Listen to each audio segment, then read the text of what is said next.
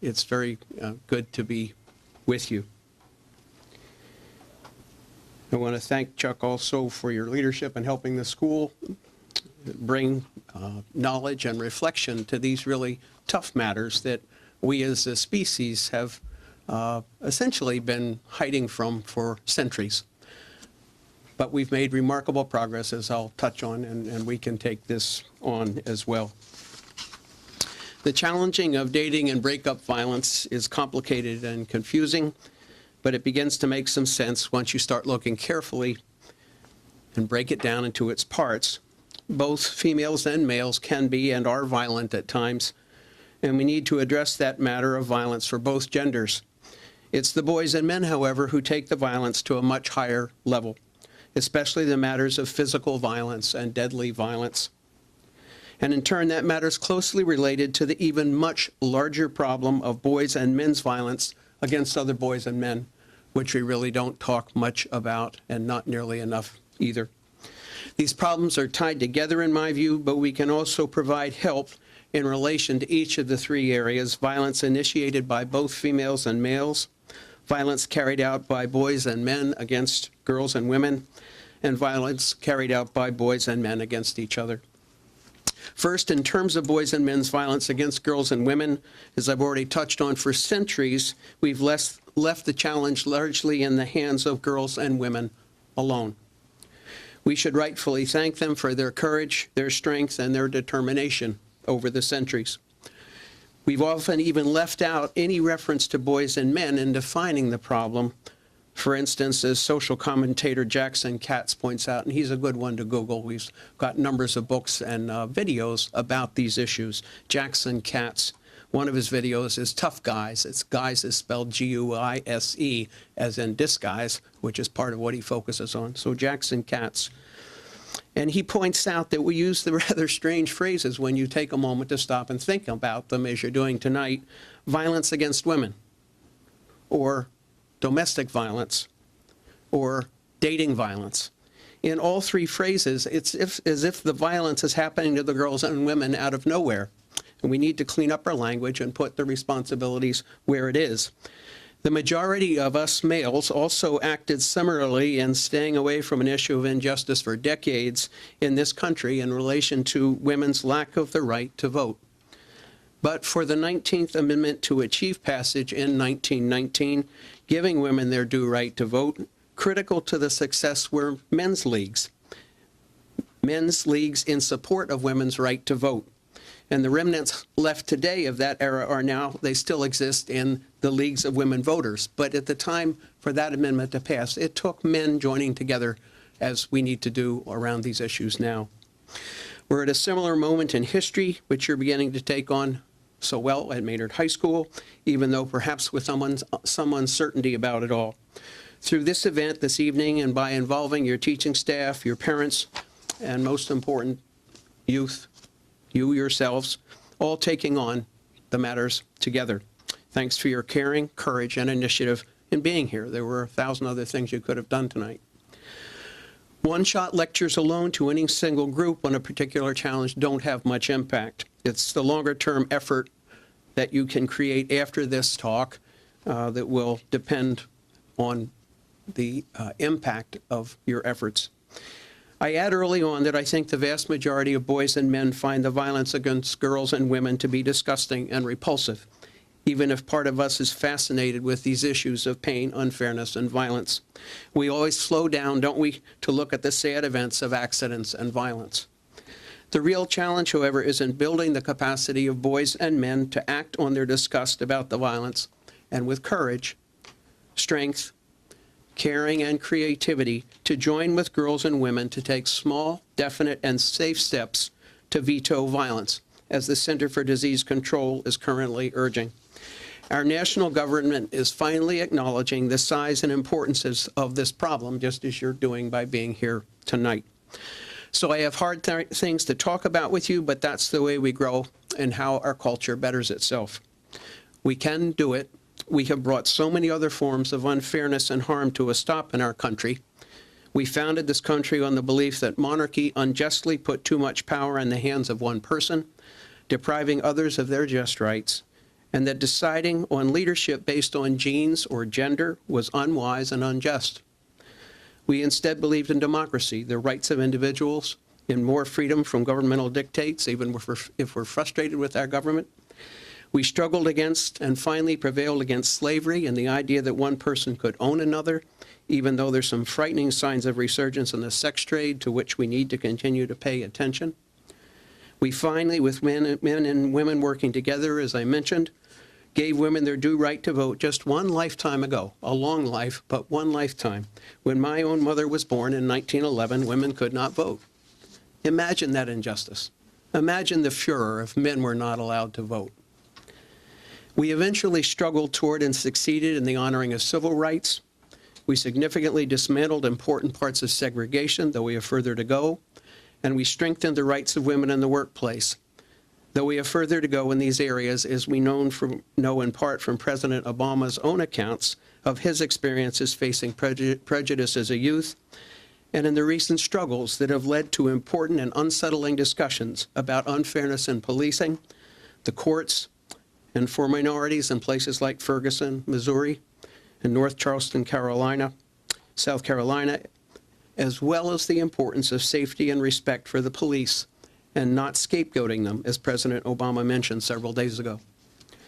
We've finally taken significant steps to provide better resources in support of those with special needs. We finally took steps that are better to protect children from abuse, though again we have further to go, as we've seen recently in relation to the tragic story of baby Bella. The main point is, the theme is, we have made so much incredible progress as a culture and as a country.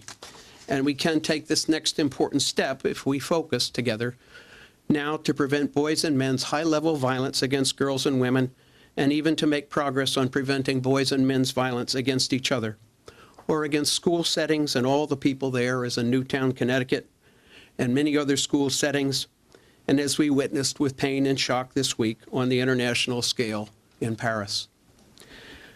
I do want to make sure you're looking after yourself in this process of our trying to improve things.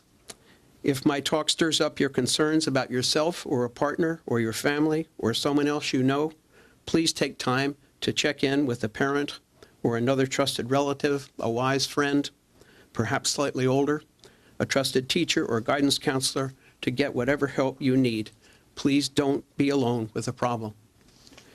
Hold on now, please, and hold on to the courage and strength needed to face up to these problems and to bear with me if I falter in talking about matters that can set off my own deep caring and sometimes tears, probably through some form of post-traumatic stress syndrome, a collection of behaviors related to an ongoing vulnerability that can be brought on by the vicious and sudden ending of dear lives, and a turning upside down of the moral order that's instilled in me and in us. If my tears come, they're good tears of caring. I've learned to embrace them, and I do recover relatively quickly. I also note that I'm going through and responding to the loss of my daughter, some intense but quite similar form of what each person, each of you, has gone or will go through in a breakup. This kind of pain we feel when we're separated from someone we care about deeply is one we need to recognize, I believe, much more openly together. To acknowledge when a breakup has happened, to stop what you're doing and take time to be with that person, and for that person to take time to be with themselves and seek support and caring, and to know where that caring can be found.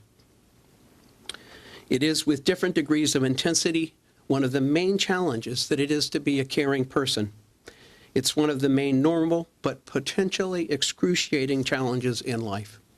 We almost automatically can connect intensely with other individuals, and we can experience dramatic pain and confusion when we have to move apart, and that's normal, very normal, and important for us to learn to be more open about, to take time to acknowledge and to cope with well together.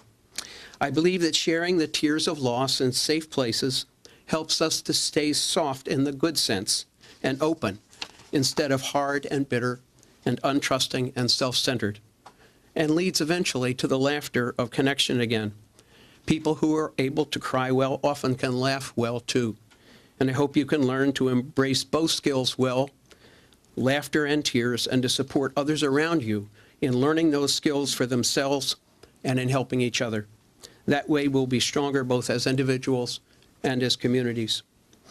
As Patriots coach Bill Belichick said after the loss to the Broncos 3 years ago, a loss which I acknowledge a very few of you might have loved, as Belichick said about that significant loss, we need to look back, learn what we can, and move on. And I guess they did, considering the Patriots' performance last year and even now, right? That process in sports is not easy, and it's far harder in relationships when personal pride and self-value and your identity or your sense of just who you are also closely involved and are thoroughly rattled in a breakup. The tears of loss should be allowed to flow in safe places, and I'll be touching on, I don't think we teach grieving skills nearly enough, and we really ought to make that an organized part of our schooling and our curricula so that everybody knows how it works, what it's about, how to be available and with someone going through the process. The tears of loss should be allowed to flow in safe places with people you can trust and who will stick with you. And that then allows gradually for the laughter of new connection. Both are vital skills to develop in order to live fully and to bounce back, even if slowly, from the normal but hard losses, failures, and rejections of life. We need to learn skills and to establish new norms to support each other in acknowledging and facing those challenges well through healthy grieving and knowing how to support someone else who is grieving, as you get to do with me tonight. As I grieve for my daughter who was murdered 4 1/3 years ago. And as I mourn much more consciously now for each of the at least 48 additional girls and women who've been murdered in Massachusetts by their partners since Lauren's death in July of 2011. Our lives begin to end the day we become silent about things that matter. You probably know that so said the Reverend Martin Luther King Jr. Again, our lives begin to end the day we become silent about things that matter, and we come alive when we talk about those things we've been silent about, as we're trying to do tonight. I'm here to emphasize and honor the importance of the groundbreaking conversations you're starting to have at Maynard High School in talking about dating and breakup violence, the better to bring about the end of the silence about the pain and confusion of breakups and the related violence initiated by both genders, and especially the role of boys and men's violence against girls and women, and also its connection with the bigger problem of boys and men's violence against each other. You're perhaps part of the start of a new era, and it's what you, your school, your families, and community members continue to do after this gathering that really matters. Melrose and the Melrose schools have been at this for 20 years, and they have built up an incredible momentum and community about it. You might want to visit them to get ideas as you shape your own ideas. You can completely reshape how we as communities go about making teen dating and even adult relationships safer, blended with more peer support, and thus all more fulfilling and safer gradually in the long run for all of us. As you know now, I am the father of Lauren Dunn Astley. You may not all know the hard news that Lauren was beaten, strangled, and slashed to death by her former boyfriend a little more than 4 years ago when she was 18. He's now serving a life term in prison without parole. 2 lives have been completely wrecked and thousands of people hurt and damaged in the process. We need to do all we can to change and to prevent such terrible harm, loss, tragedy, pain, and expense. For example, the cost is something like $5 billion a year it takes now to keep such perpetrators in jail in our country, about $50,000 per year for each inmate, the same as it would cost to send those largely men to college. We need to find them earlier in life, in elementary school as possible, further upstream, as they say, and provide effective interventions to help and guide them and to prevent the damage they could cause to themselves and to others. We also need to take action to prevent both the many lesser but deeply harmful, painful, and unacceptable instances of abuse and violence that occur among us, initiated by both males and females, but also and especially the deadly violence far more often carried out by boys and men against girls and women. We need to understand how such violence connects to boys and men's still more frequent deadly violence against other boys and men. not separate problems, linked. We need to name and dismantle the hard-to-see cultural grooming of our boys and men toward domination and impulsive and violent action. We need to promote the courage and the strength to care in place of taking the easy, quick, and often fear-filled road of acting on rejection, pain, jealousy, and anger with tendencies to over-control and with violence. It takes much more strength and courage to care and bear that normal pain that's part of all breakups and loss, and mourn or grieve well, and then move on, as Bill Belichick advised. This challenge is not simply a matter of blaming violence on the genes in the human male and using the false kind of biological excuse that's been used repeatedly in history to explain and to allow to continue a specific unjust and harmful condition, such as legitimizing the domination by a monarch as in Egypt or old Europe, or by the Aryan race in Nazi Germany, or by many cultures, including our own, in the time of slavery. Action is within our reach to identify and reverse our own cultural rearing of boys and men to take violent paths toward meeting their needs.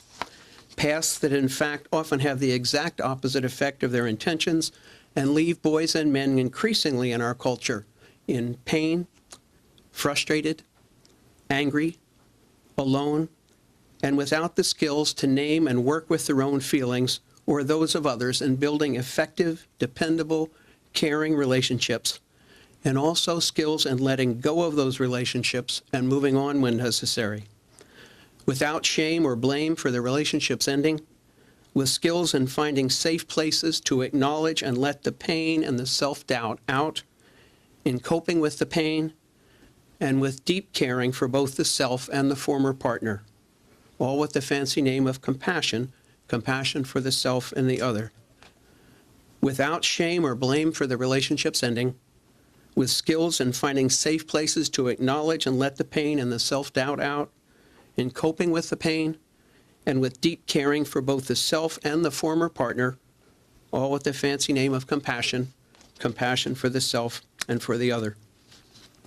To make my daughter Lauren more real for you, and so she's not just a name, we'll show a DVD of her and friends with Lauren singing a solo in the background with her a cappella group.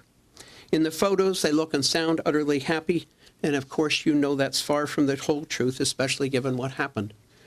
We have to be very careful these days not to increase pressure on each other, and particularly on our youth, constantly through such lovely pictures here and on Facebook and in other media, pressure to look happy and beautiful and popular and busy always. We want you to know and to know that we know that it's what's going on inside of you and inside of us that really counts, and we need to do a better job of providing safe places for us to talk about and work constructively on what's going on inside of us, sometimes together and sometimes in separate gender groups. Can you help me?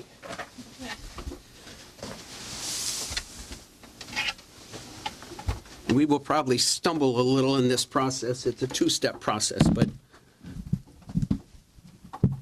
I hope we'll make it. Okay.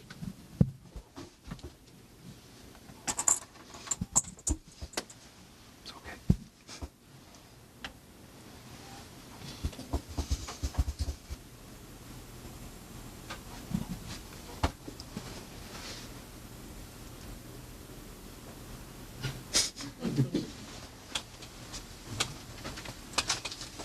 So what's my password?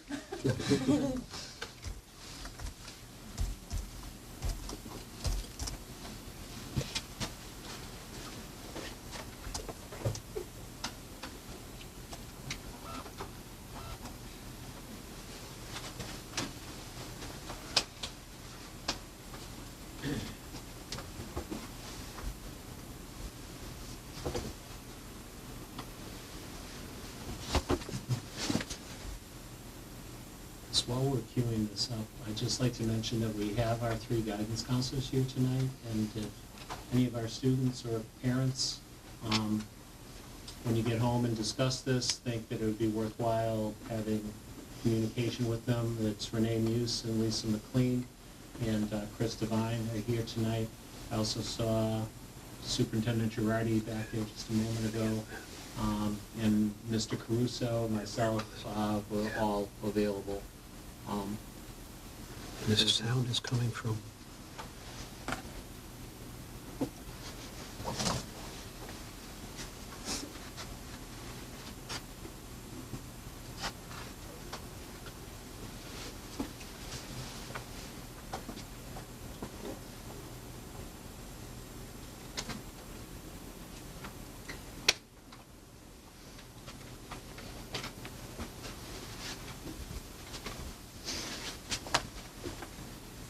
And if this goes on much longer, we'll skip this part of the program.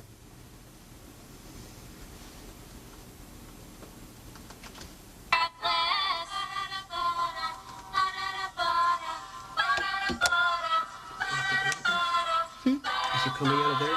No, No. it's just coming out of here.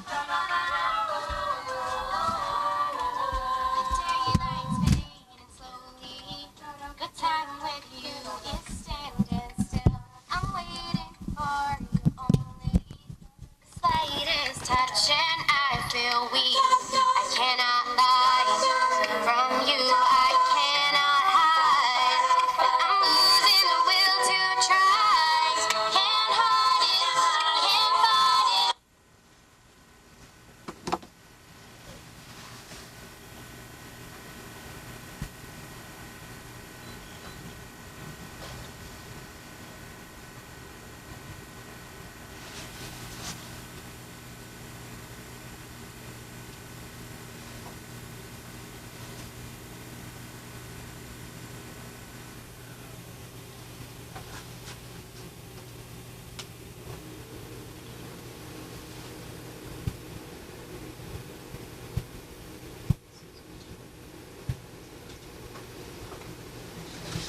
Can we start this again, Katie?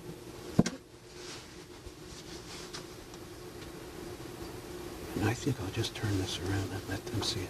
Okay, that might be easier.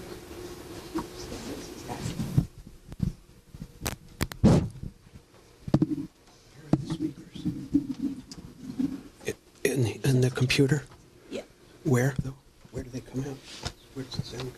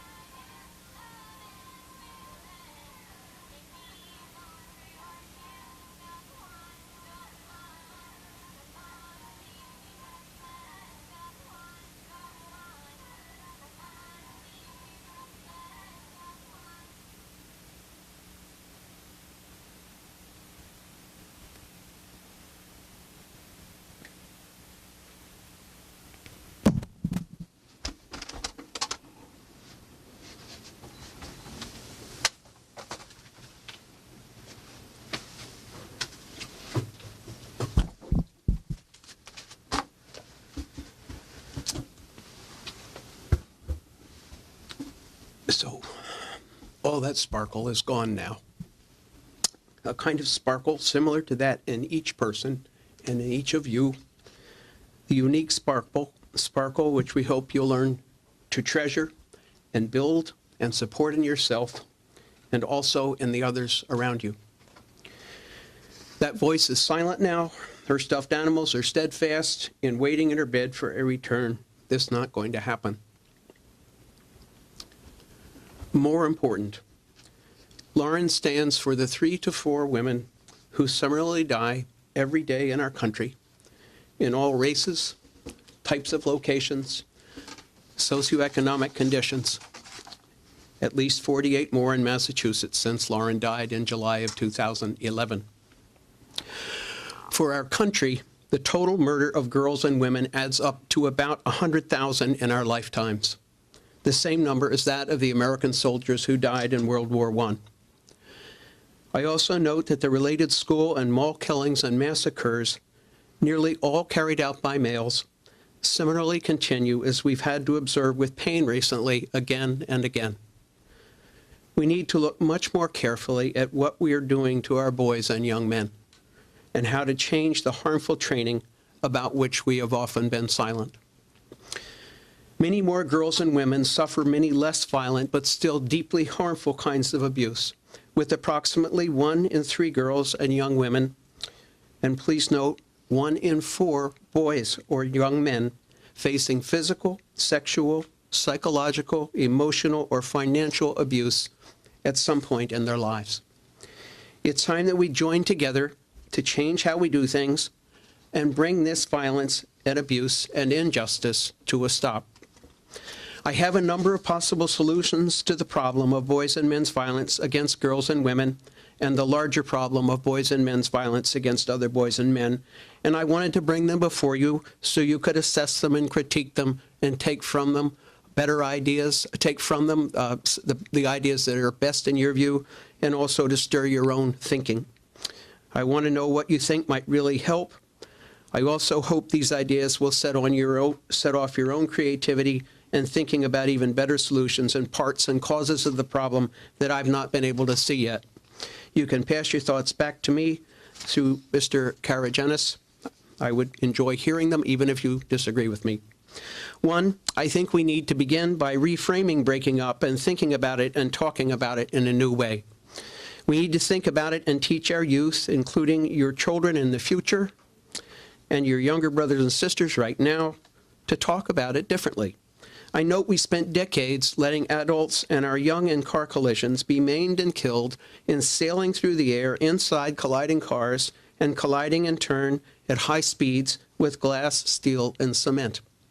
At some point just 20 years ago in Massachusetts, we simply woke up, said we can and ought to do better than this, responded with inexpensive seatbelts, and prevented many injuries and much pain and the loss of many thousands of lives. And we saved money. You might think it's always been this way with seatbelts, but no, we finally recognized a problem that had been with us for nearly 100 years, and we fixed it, much as the seatbelts may be a bother to all of us at times. We've had success as well in helping our youth and friends understand, and I need your help here, please, that friends don't let friends drive. 30 years ago, the audience wouldn't have known what to say. We really can change our behavior in significant ways when we take the time and develop the focus together. Designated drivers are far more common these days, thank goodness, and it's not too big a step now to add, friends don't let friends go alone to see partners for or after breakups, the most dangerous time in a relationship. We're due to take a step now in providing some seatbelts and designated drivers in relation to breakups to make them safer. New information, new concepts, new skills, new supportive community scaffolding, and new norms. Yes, it's terribly painful to have someone break up with us. It's truly one of the worst pains in life, and it's time for us all to acknowledge that and stop being silent about it so that we can learn and build habits to help ourselves and help each other with that often extreme pain and confusion. And no, it's not about losing your value or your self-respect so that you let the pain turn into self-doubt, shame, or anger, and forget about what's important, and allow yourself to think it's okay to snap. It isn't. And then turn toward harming a former boyfriend or girlfriend or yourself. If you really care about that person breaking up with you, if you really care, you want them to find a better fit. You were not dumped, utterly painful and confusing as the loss may feel. The fit simply was not good for both of you, and it needs to be good for both people in an effective relationship. You were not dumped, painful as it may feel. The fit was simply not good for both of you, and it needs to be in an effective relationship. We need to veto violence, as the new Center for Disease Control public campaign emphasizes. The White House has recently emphasized it's on us, meaning it's our responsibility. It's in our hands to fix this, and we're the only ones who can do it. And I add, it takes more courage to care. When a relationship ends, learn from it, but no shame for the relationship's ending. And I pause to clarify, there may be appropriate blame for any abusive behavior, but not for the relationship's ending. Again, remember Coach Bill Belichick's good advice: look back at it, learn from it, and move on. And I add, find good, trusted places and people with whom you can be free to share the tears of loss, uncertainty, and confusion. And remember what you treasured in the relationship, so you can gradually move on to the laughter of connection and confidence in new relationships. We need to reframe breaking up. You were not dumped. 2, ideally and in the long run, we need to do a far better job in our schools teaching about social emotional learning starting in preschool. That's a challenging task, and I think our state, as well as the whole country, has just gone crazy with academic measuring and testing. It's all for nothing if it's not based on the ability to relate well to yourself and to other people. And I think we need to make that a strong foundation of our curriculum. It's a challenging task, but if you, and I mainly mean the staff here and the leadership, though the youth will soon be parents themselves trying to help their schools, as you are doing, if you will link with the Center for Social Emotional Learning at Yale University, they have one of a number of very strong evidence-based programs that train youth starting at the preschool level to name feelings, to know how their feelings connect and what causes them, and to learn skills in dealing with strong and dangerous feelings and helping others to do so. That's the Center for Social Emotional Learning at Yale University. The results are remarkable, with students becoming more positive, more linked, better academic achievers, and stronger in terms of their own mental health. That approach involves long-term efforts, but it's well worth the initiative.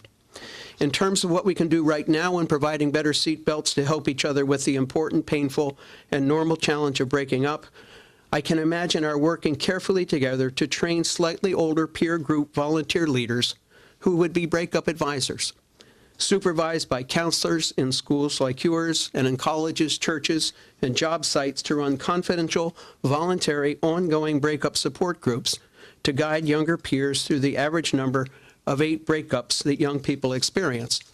It's important to know that kind of information. All right, 1 down, 7 to go. And of course, it's not nearly that simple. But it's useful information, isn't it, to help our expectations to be more realistic? 70% of young people tell their peers first about breakups. So let's think about training peers as breakup advisors and how to really help confidentially with counselors as backups. There's a great little book called Good Grief by Granger Westberg. Good Grief by Granger Westberg. Everybody ought to read it. There's a slight religious angle to it, but you don't have to concentrate on that if that's not for you, and others of you might find it comforting. But it goes through the whole landscape of what grieving's about, and we need to give those resources to our youth and talk about those matters with them. That way we could also establish new norms in support of caring and growth and against violence and harm. I've learned that Tabor Academy in Marion, Massachusetts has a strong peer counselor program in place, and maybe you could send some visitors and design your own such program in your high school and middle schools. Perhaps coordinated with the local college to confidentially provide support and education for your peers involved in breakups, which we all have to face. We need to provide strong programs in social emotional learning then, which will also in turn help academic growth and community strength. We need to provide peer support for students involved in breakups, utterly painful and confusing experiences, at least potentially.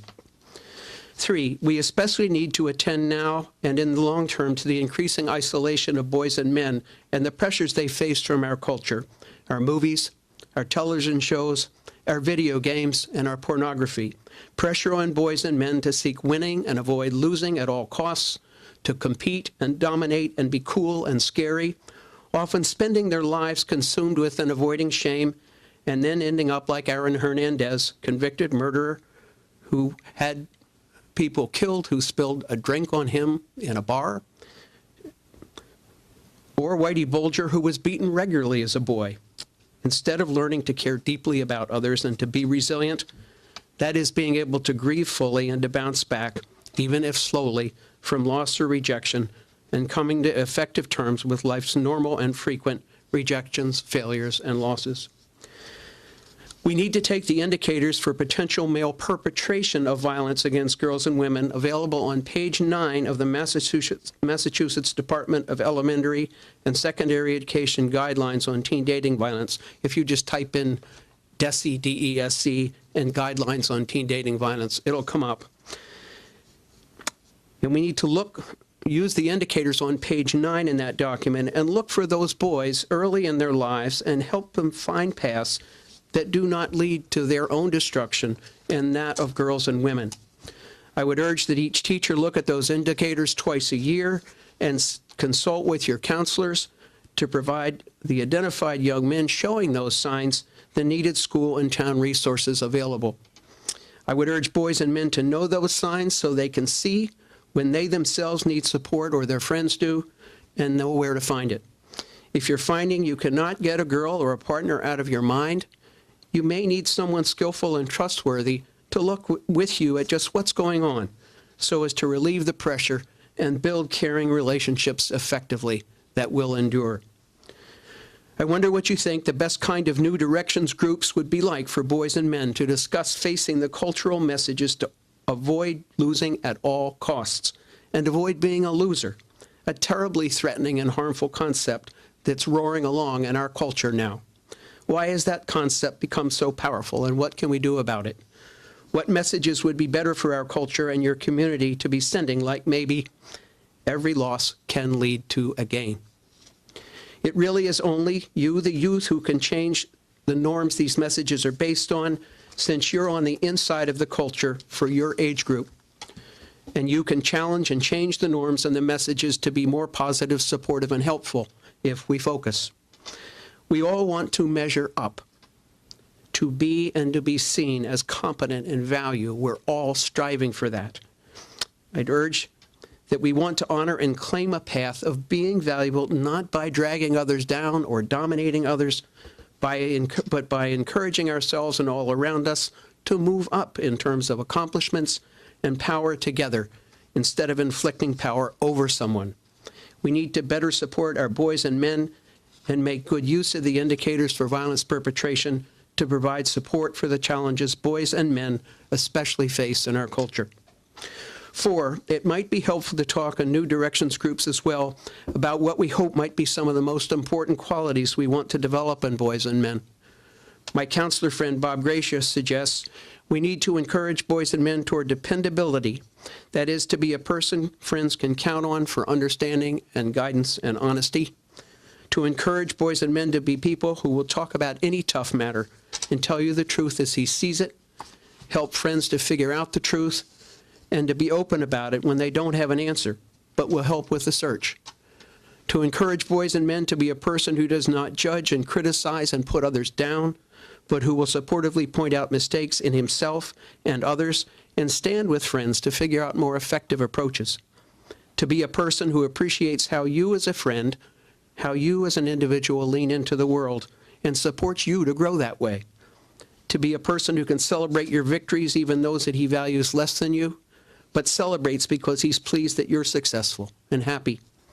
A person who knows that you will fall and fail, as we all must, and stands with the bandages and ointment ready, who will sit with you and listen to you.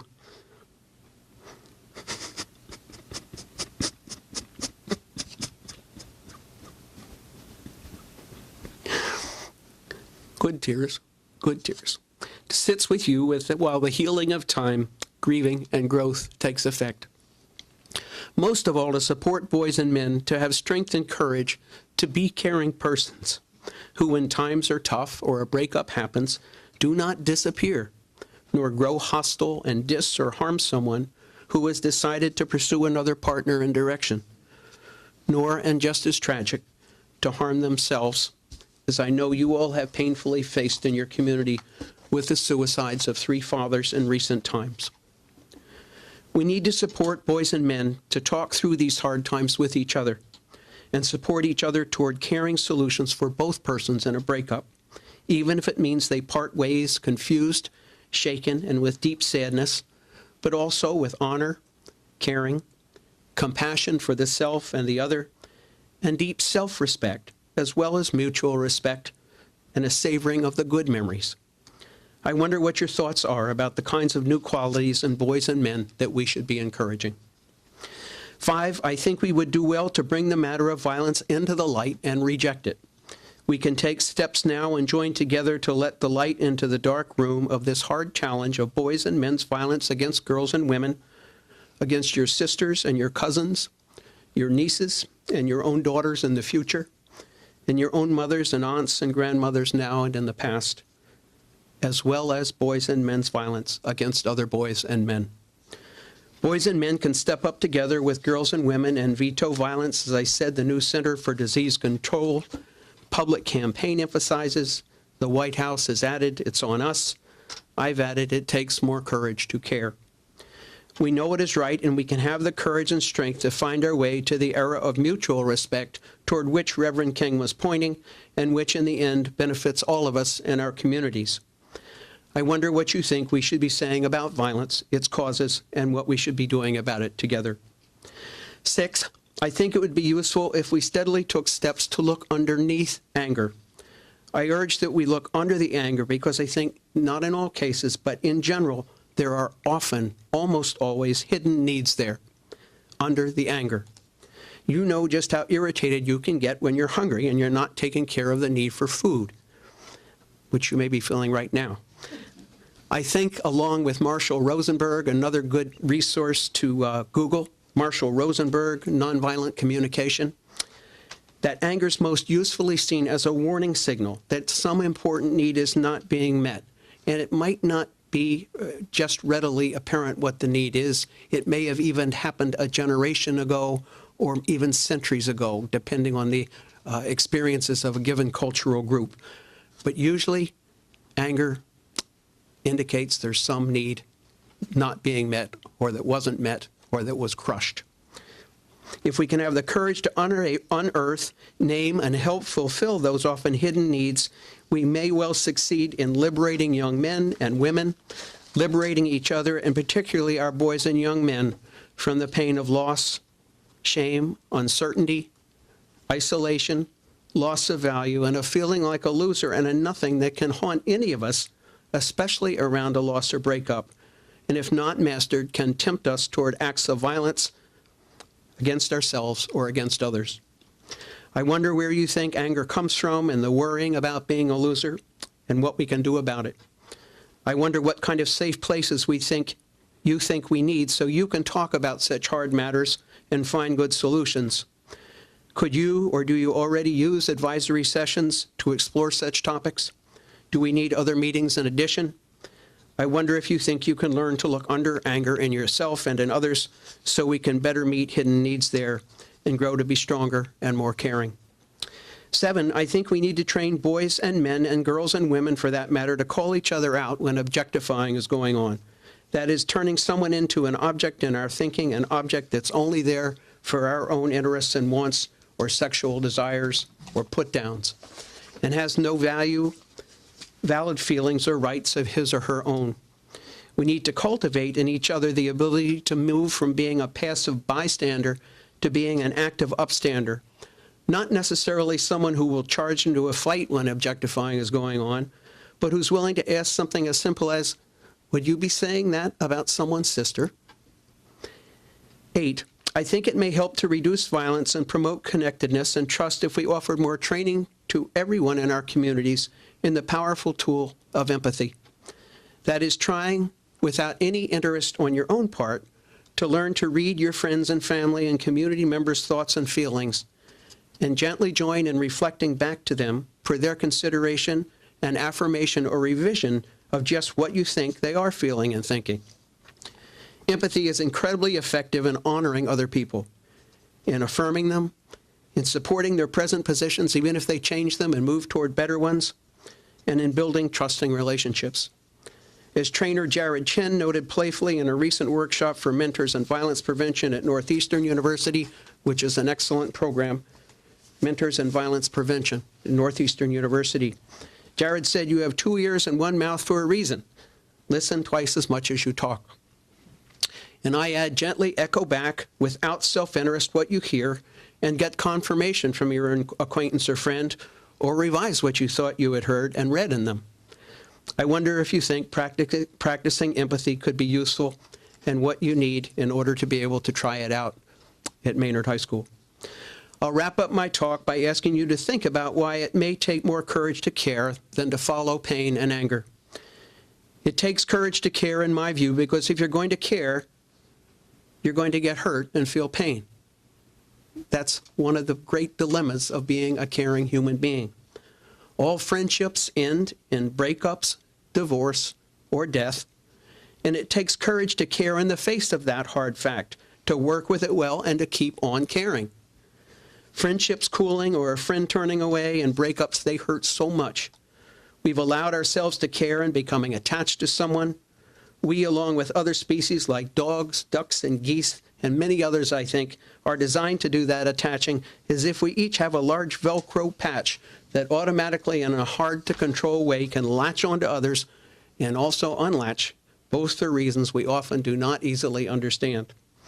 With the unlatching, whether we did it or the other person did it, often comes pain, intense pain like no other. It takes courage to care to enter relationships when we know for certain that they will all end and potentially lead to the significant pain of loneliness, shame, and self-doubt. As a result, we need to learn to face this dramatically challenging fact of life with strong, deep self-confidence, with strong skills and healthy mourning or grieving, and with good old normal tears, as our president has demonstrated on several occasions, one being in connection with the deaths of so many young children and also teachers in the shootings of Newtown. And they, we know, were done by a male who was very uncertain and isolated and turned to violence. It was important and good for the president to cry and let out his pain and encourage others to share their pain in safe places. It takes courage to accept the fact that relationships end, and it takes courage to go ahead and show that pain in safe places and still care and still connect and also disconnect and have the courage to care again and not blame or feel ashamed. We often tend to cover up our pain, uncertainty, and fear and shame with anger in order to protect ourselves, but we need to become much better skilled in looking under the anger in ourselves and others and dealing skillfully and more openly with the normal pain that is part of all of our normal and challenging paths in life. It's easier to be angry and see our former partner as an enemy instead of facing the self-doubt that breaking up stirs up and learning the needed skills to hold on to self-respect in the face of rejection. It is just what happens when people connect and disconnect. It's easier to be cool and distant and angry, but it was not your fault or theirs.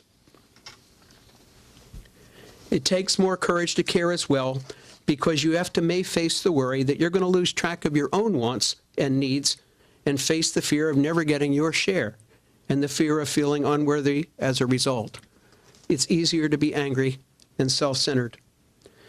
It takes more courage to care as well, because your caring may seem futile or useless in the face of all the large needs that you can see around you in others. You may have to face the fear of being overwhelmed. It's easier again to become self-centered or hopeless. We need to learn to concentrate on valuing what we can do in each situation and to seek help from others to figure out what to do. Part of the magic of having the courage to care is that in taking on appropriate amounts of those needs of others around us, young people and old grow and glow in feeling connected and in seeing the skills, confidence, and gratitude promoted by the very act of helping the needs of others to be addressed. By talking about how to have safe breakups and by passing the best ideas on to others and by giving voice to these matters, you all can be part of this big new wheel of fairness, justice, and caring, which is starting to roll forward again to a new domain to prevent a lot of violence and harm and expense in the areas of teen dating, in breakups, in bullying, and within families. You are precious. You are. Each of us is. That's what the Reverend King was saying in his emphasis on mutual respect. Together we can fix this problem of dating and breakup violence just as we have fixed so many other human problems involving harm, pain, and unfairness. We can, through careful, caring talk and growing self-awareness and self-respect, help usher in the age of mutual respect to which Reverend King beckoned us. Veto violence. It's on us. It takes more courage to care. No shame, no blame. And as we say in memory of Lauren and her sparkle and confidence, and in respect of the unique sparkle in each of you, keep on sparkling. Keep on sparkling. Thank you.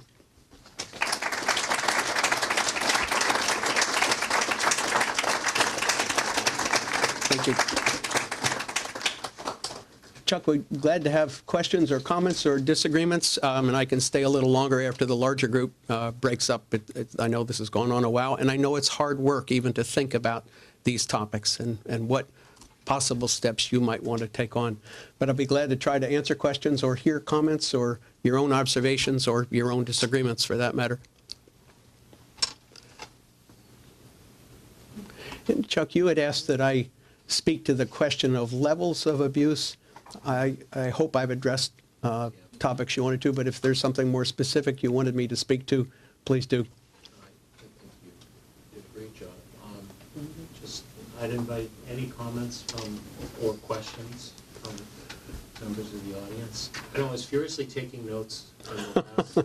There's all the resources that Malcolm was listing, so really, please. Unless it's all right to take a minute just to catch your breath, then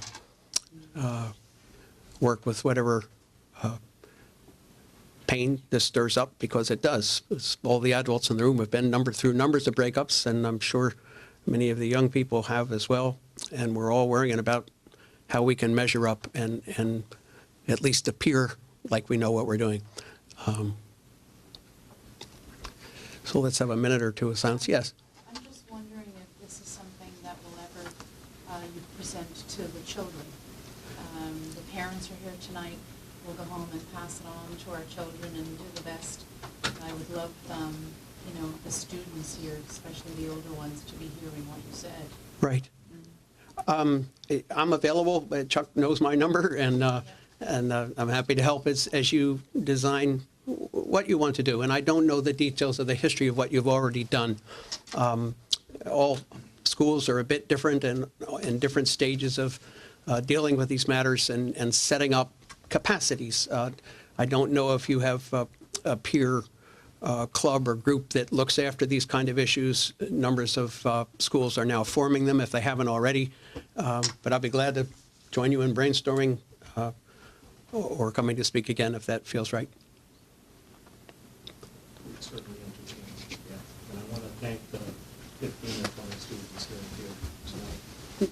One thing that we hope to accomplish tonight is to maybe have 15 or 20 students who could help us be supportive and maybe ears and eyes to the student population as well. It might be time for us to consider going further as well. At Tabor Academy, the faculty nominates students to be considered peer counselors. And of course, they're looking for kids who can empathize and who are good at listening, who have a sense of boundaries and respect for others. And it may be a kind of club that you would want to form. You had a question or a comment? Yeah, does one of your resources talk about how to talk to our daughters about looking for these signs that someone might be going a little too far? Do we have resources about how to talk with daughters about doing that? Yeah. I don't have that specific resource. There are some good resources at an organization called REACH in Waltham, and they have a series of cards for different developmental ages of how to talk with your kids about and about so you could contact them, and I'm trying to get copies of the material because it's quite thoughtful. Did you have a question? There was another hand in the front there. Well, mine was Yes. along the same lines, but it was just more like, are there resources that, we can give to kids who are in relationships that, just kind of pinpoint, okay, when this happened, just along the same lines, but just, so I would imagine it's that same. Our website has links to a wide variety of resources. I can't right away name one that goes right to your question, but if you look there, and there's a place to contact us, and I'm usually the one who answers the emails. So if you ask your question more specifically, then I can search with the various organizations that we're connected with.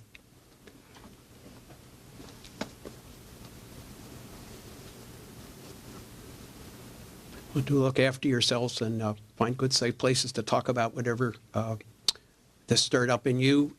There's a documentary on Lauren's story and on breakup and dating violence with the grisly title Love to Death. That's available on the 48 Hours website. And I'd have company when you watch it. It's painful, but it helps focus on what signs are and some of what people need to do. I think we're done. Thank you very much. You're very welcome. Thank you for having me. Again, Malcolm, thank you so much on behalf of Maynard High School and the Maynard community. Can't thank you enough, and I'm sure my staff, the guidance staff, are going to be looking at these resources and discussing next steps as well. So thank you very much. Thank you all for coming out at a very busy time of year. Please grab a water or a cookie on the way out, and thank you very much. You're so welcome.